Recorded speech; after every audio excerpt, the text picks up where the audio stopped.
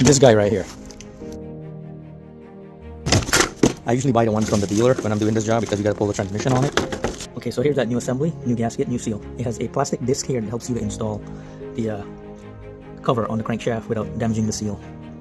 I also put a bead of RTV, oil resistance RTV, for the oil pan gasket to reseal that area so we don't have a leak right next to the seal